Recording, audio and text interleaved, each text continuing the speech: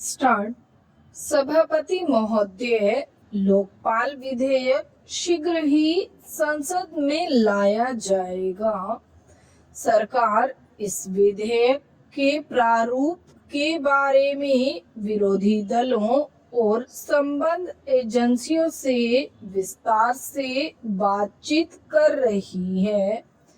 मैं मंत्री महोदय की इस घोषणा का भी स्वागत करता हूं, जो उन्होंने दल बदल विरोधी कानून पर आयोजित एक विचार गोष्ठी में की।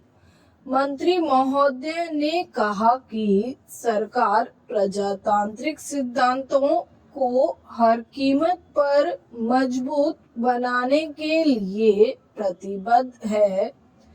नई सरकार जब बनी तो उसने इस दिशा में सबसे पहला कदम दल बदल विरोधी कानून बनाकर उठाया। जैसा कि आप सब जानते हैं, दल बदल हमारी राजनीति में कोड बन गया है। इससे न तो सत्तारूढ़ दल और न ही विरोधी दल अछूते रहे हैं।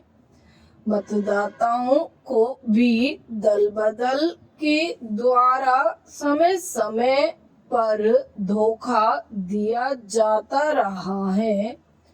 लोग जीतते किसी एक दल के माध्यम से हैं, लेकिन बाद में अपनी स्वार्थ पूर्ति के लिए या किन्हीं अन्य कारणों से दूसरे दल में चले जाते हैं।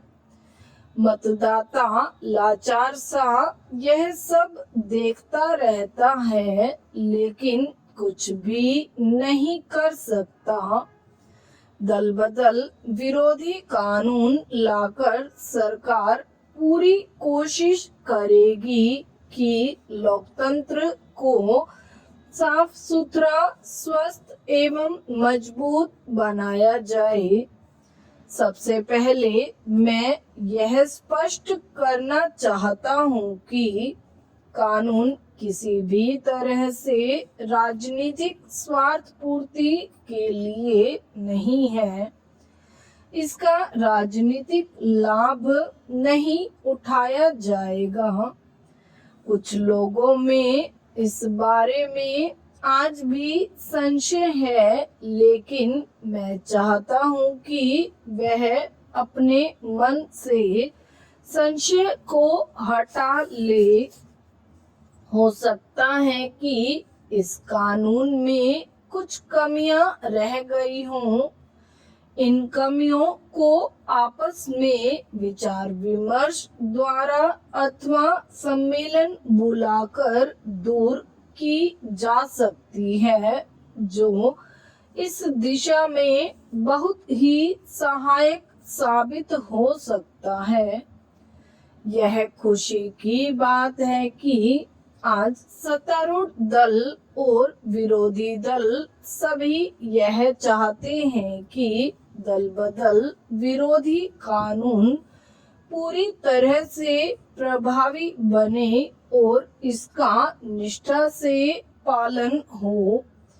एक अन्य सदस्य ने कुछ दिन पूर्व सदन में इस संबंध में जो विचार व्यक्त किए थे, वे भी विचारणीय है। उस माननीय सदस्य ने कहा था कि देश के वर्तमान राजनीतिक तंत्र के लिए दल बदल का कुचक्र हमारी राजनीतिक मान्यताओं को खोखला करता जा रहा है। अतः इस कानून को जल्दी से जल्दी लागू किया जाए। इसमें कोई शक नहीं कि दल बदल विरोधी कानून का सर्वत्र स्वागत हुआ है, लेकिन यह जरूरी नहीं कि यह कानून इस दिशा में संपूर्ण दोष मुक्त या स्थायी हो। समय और परिस्थितिवश इसमें परिवर्तन आना स्वाभाविक ही नहीं, अनिवार्य भी है। कभी कोई चीज स्थायी नहीं रहती। अतः मेरा सरकार से अनुरोध है कि इस संबंध में एक सम्मेलन का आयोजन करे जो इस पर विचार करे कि इस कानून को किस ढंग से अधिकाधिक प्रभावी बनाया जा सकता है। इस कानून के बारे में बुद्धिजीवियों, विधिवेताओं और अन्य राजनीतिज्ञों के विचार क्या हैं, इसका विवेचन भी सम्मेलन में किया जाए।